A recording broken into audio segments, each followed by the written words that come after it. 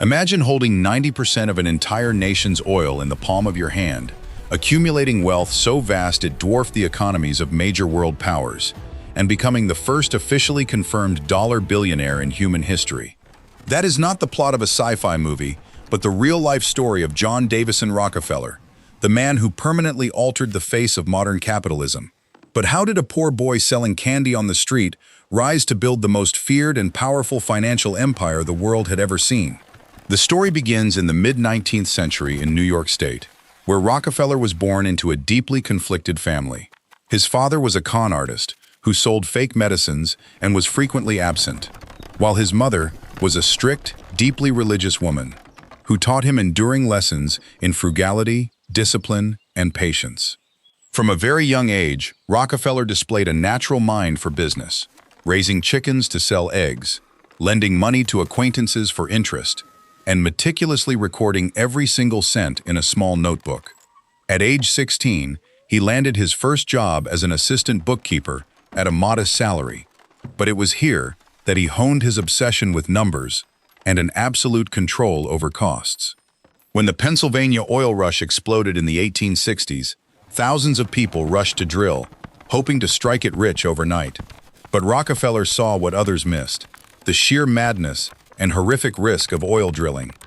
Instead of betting his fortune on searching underground, he decided to focus on a far safer and more strategic stage: oil refining.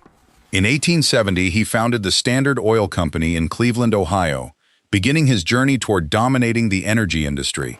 The secret to Rockefeller's success rested on two main pillars: radical cost optimization and ruthless market tactics.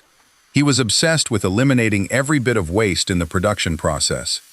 A famous story tells of him watching the barrel sealing process and noticing that workers used 40 drops of solder to seal each can.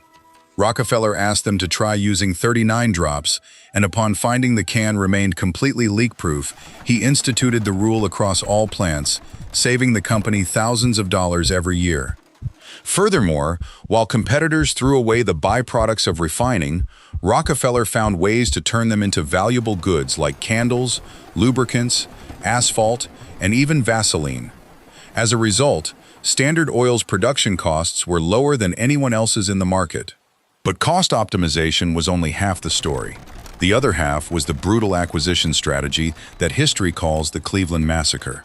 Rockefeller secretly negotiated with railroad companies to secure massive freight rebates in exchange for guaranteeing huge, steady shipments of oil. This made it impossible for competitors to match his prices. Whenever the market crashed or oil prices plummeted, Rockefeller struck the finishing blow, driving smaller companies to bankruptcy and buying them up for pennies on the dollar.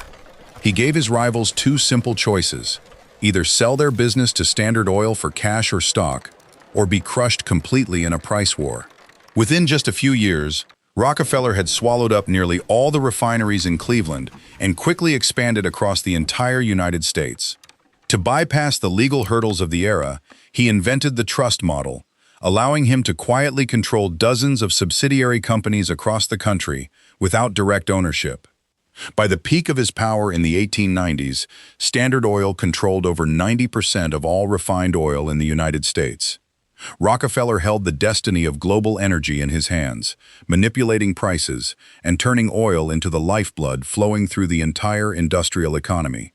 This tremendous accumulation of power and wealth terrified and angered the public. Investigative journalists, most notably Ida Tarbell, exposed the ruthless business tactics, secret illegal deals, and market manipulation of Standard Oil. A wave of public outrage forced the United States government to act. In 1911, the Supreme Court of the United States delivered a landmark ruling, declaring Standard Oil an illegal monopoly and ordering the massive conglomerate to be broken up into 34 independent companies. People thought this would be a bitter end for the richest man in the world, but reality delivered an astonishing twist. Rockefeller held shares in all 34 newly formed companies, including names that would later become giants like Exxon, Mobil, Chevron. As the automobile era exploded, the demand for gasoline skyrocketed like never before, sending the stock prices of these spin-off companies soaring. As a result, The breakup of Standard Oil inadvertently multiplied Rockefeller's wealth many times over, officially sealing his status as the world's first confirmed dollar billionaire. At his peak, his net worth accounted for nearly 2% of the entire gross domestic product of the United States, equivalent to more than $400 billion in today's value, a figure that dwarfs any modern technology or finance tycoon. In his later years, Rockefeller retired from the business world and began a new chapter in his life: philanthropy. Applying the same precision, discipline, and strategic mindset he used to build an oil empire, he donated over $500 million to medical, educational, and scientific research causes. He helped establish the University of Chicago, the Rockefeller Institute for Medical Research, and wiped out several dangerous infectious diseases. To this day, the image of John D. Rockefeller remains a subject of intense debate. On one hand, he is remembered as a greedy, ruthless robber baron who spared no tactic to stifle competition. On the other hand, he is celebrated as a management genius who optimized the oil industry, drove down energy costs for millions of consumers, and laid the foundation for modern philanthropy. No matter how you view him, there is no denying that Rockefeller left an indelible mark, changing the face of America and shaping the modern world we live in today.